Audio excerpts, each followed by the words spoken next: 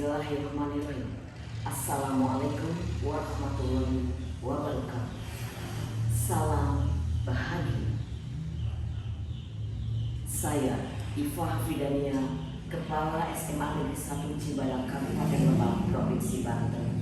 Pada kesempatan yang baik ini akan menyampaikan praktik baik tentang kepemimpinan pembelajaran untuk penerapan pembelajaran berdiferensiasi dari sampah menjadi rupiah. Berdasarkan kondisi nyata bahwa bentang alam SMA Negeri 1 Cibadak yang luas banyak ditumbuhi pepohonan besar, hingga setiap hari banyak daun berguguran dan berserakan yang tidak termanfaatkan.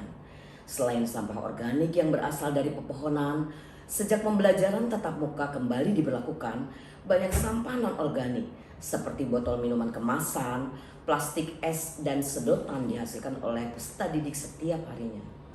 Pengelolaan sampah selama ini pun dirasa kurang optimal karena sampah di sekolah tidak diangkut dan dibawa oleh dinas kebersihan ke tempat pembuangan sampah akhir, melainkan dibakar oleh petugas kebersihan di sekolah. Kondisi ini tentu sangat memprihatinkan karena alih-alih menghilangkan sampah, justru menciptakan polusi udara yang mengganggu kegiatan belajar peserta didik. Kondisi ini mendorong saya sebagai Kepala Satuan Pendidikan untuk menyusun dan melakukan sebuah praktik baik agar pengelolaan sampah dapat dilakukan dengan benar, sehingga sampah dapat bermanfaat, lingkungan sekolah terasa bersih dan terwujud kultur atau pembiasaan yang baik untuk menunjang terciptanya lingkungan sekolah nyaman, indah, menyenangkan bagi peserta didik. Praktik baik ini saya beri nama dari sampah menjadi rupiah. Tujuan dari praktik baik ini adalah menumbuhkan pembiasaan pada diri peserta didik untuk mengetahui dan memahami pentingnya memilah dan mengolah sampah yang dihasilkan oleh dirinya sendiri selama berada di lingkungan sekolah, serta menetapkan pembiasaan ini dalam kehidupannya sehari-hari. Program ini diimplementasikan melalui kegiatan proyek penguatan profil pelajar Pancasila melalui tema Gaya Hidup Berkelanjutan. Hal ini tentu sejalan dengan program sekolah penggerak di mana SMA Negeri 1 Cibadak saat ini menjadi salah satu sekolah yang terseleksi di angkatan kedua. Melalui proyek penguatan profil pelajar Pancasila, banyak hal yang bisa didapatkan oleh peserta didik. Tidak hanya teori di dalam kelas, namun juga praktek di lapangan yang dikontekstualkan dengan lingkungan terdekat mereka. Di tahun pertama menjadi sekolah penggerak tentu tidak mudah menyusun sebuah proyek penguatan profil pelajar Pancasila. Banyak tantangan yang muncul dalam mencapai tujuan proyek dari sampah menjadi rupiah. Tantangan pertama datang dalam diri seluruh komponen sekolah, baik guru maupun peserta didik, yaitu menumbuhkan dan menjaga komitmen bersama dalam menjalankan aksi pembiasaan. Hal ini dirasa sulit karena memilah dan mengolah sampah merupakan pembiasaan yang diharapkan dapat menjadi karakter yang membudaya dan menetap pada diri seseorang. Namun tentu untuk menjadi sebuah budaya positif diperlukan waktu yang lama serta konsistensi yang tinggi dari seluruh pihak. Oleh karenanya, baik guru maupun peserta didik harus memiliki komitmen yang kuat untuk mewujudkannya termasuk dalam perilaku kehidupannya sehari-hari. Tantangan kedua yaitu pengetahuan dan pemahaman mengenai pemilahan dan pengolahan sampah belum utuh dimiliki oleh guru dan peserta didik. Hal ini dapat terlihat dari kondisi yang tercermin selama saya menjadi kepala SMA di SMA Negeri 1 Cibadak sejak 2 tahun lalu. Banyaknya tantangan yang dihadapi dalam merealisasikan program dari sampah menjadi rupiah mengharuskan saya selaku pengambil kebijakan untuk mengambil langkah-langkah strategis. Adapun langkah yang saya ambil adalah yang pertama, mengumpulkan data dan informasi terkait permasalahan yang terjadi di sekolah, khususnya mengenai sampah. Kegiatan internal sekolah rutin dilakukan secara terjadwal setiap akhir bulan dan diberi nama sharing dan caring. Pada kegiatan ini saya beserta seluruh guru dan tenaga kependidikan melakukan evaluasi bersama berbagi cerita mengenai pencapaian, permasalahan, dan harapan. Data dan informasi lainnya didapatkan dari mendengarkan harapan peserta didik melalui diskusi duduk bareng yang biasa dilakukan di taman sekolah. Ini dilakukan untuk mengetahui kebutuhan dan keinginan peserta didik di sekolah. Selain dari guru dan peserta didik secara terjadwal.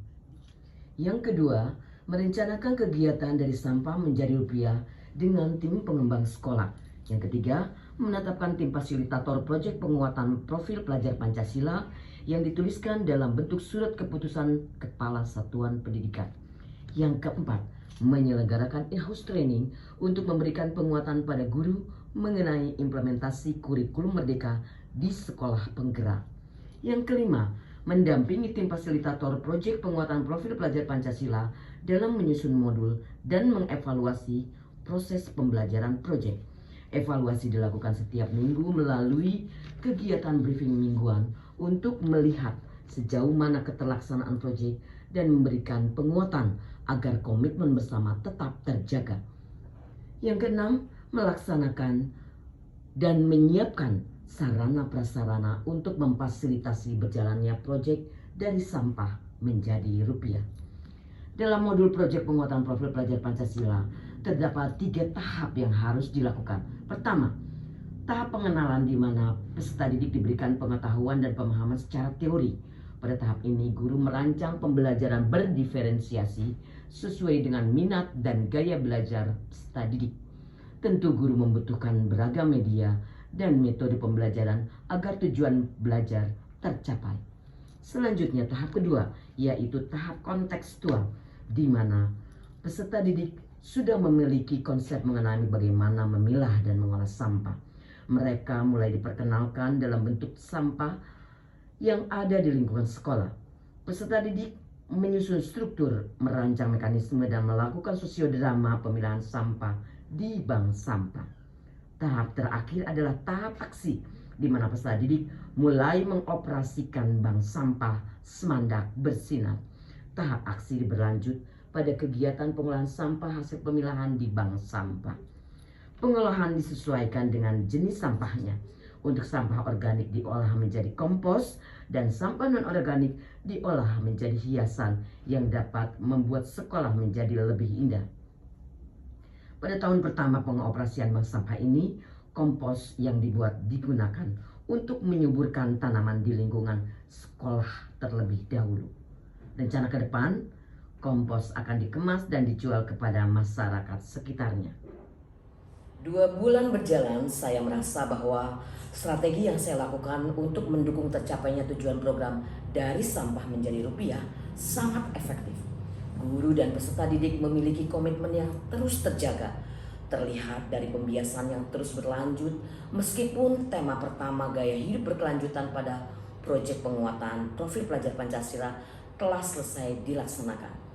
In-house training mengenai pembelajaran berdiferensiasi memberi dampak positif bagi perubahan cara berpikir guru dalam memberikan pembelajaran di dalam kelas.